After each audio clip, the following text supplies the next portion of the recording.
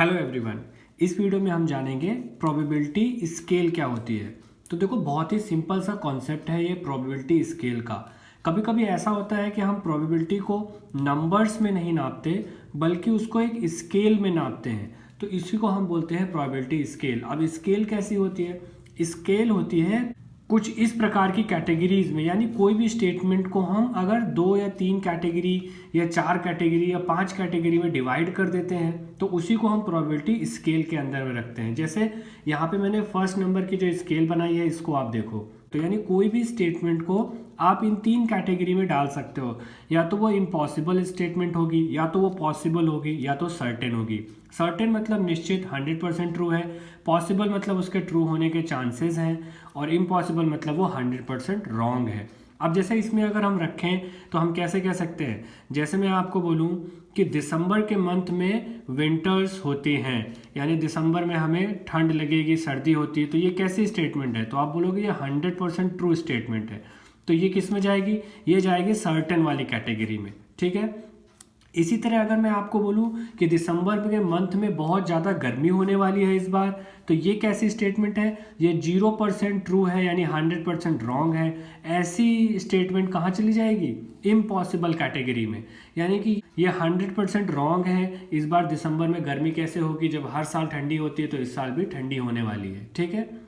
अब पॉसिबल वाली स्टेटमेंट कैसी होती है? पॉसिबल वाली स्टेटमेंट ऐसी होती है, जैसे मैं आपको बोलूं कि कल जम्मू कश्मीर में स्नो गिरेगी, यानी स्नो फॉलिंग होगी। अब जम्मू कश्मीर में हमें पता है स्नो फॉलिंग होती है विंटर्स में, लेकिन हमें ये 100% तो नहीं पता है कि कल गिरेगी कि नहीं गिरेगी।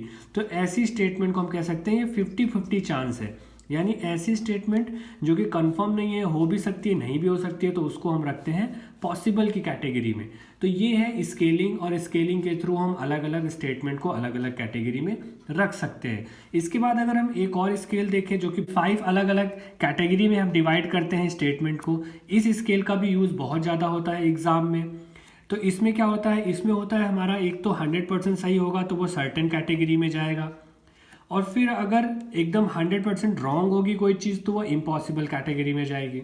लेकिन इसके मिड में अगर कोई चीज़ होगी तो वो जाती है इवन चांस में, यानी उस चीज़ के होने के भी चांसेस है और नहीं भी होने के चांसेस।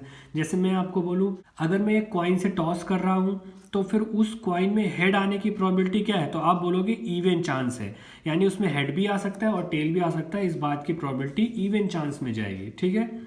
इसके साथ साथ कुछ और स्टेटमेंट इन कैटेगरी में जा सकती हैं, जैसे कि एक होती है लाइकली और एक होती है अनलाइकली।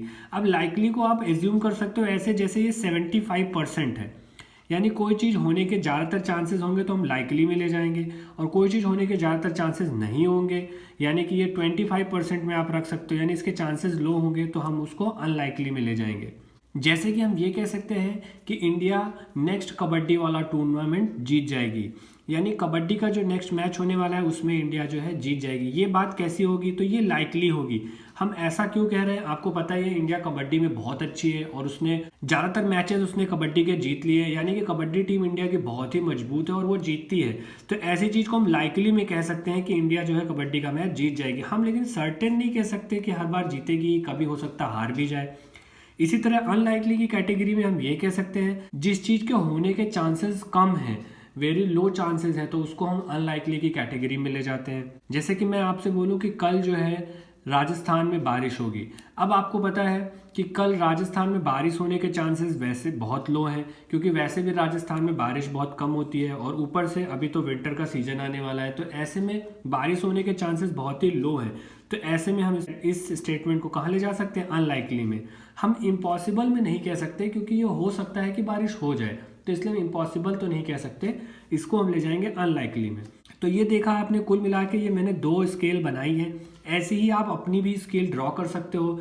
ये बहुत सारी स्केल हो सकती हैं और इनमें बस सेंटेंस को आपको किस कैटेगरी में ले जाना है बस आपको वो देखना होगा। जितनी भी चाहो आप उतनी डिफरेंट कैटेगरी की स्केल बना सकते हो। इनमें 2 चीज़ें कंफर्म होती हैं, एक 100% सही स्टेटमेंट के लिए जगह होगी और एक नेवर ट्रू के लिए जगह होगी, और बाकी बीच में आप कितनी भी कैटेगरी इसमें ऐड कर सकते हो। इस तरीके से आप प्रोबेबिलिटी को नंबर्स में नहीं बल्कि स्टेटमेंट में बता सकते हो। इसी को हम बोलते हैं प्रोबेबिलिटी स्केल।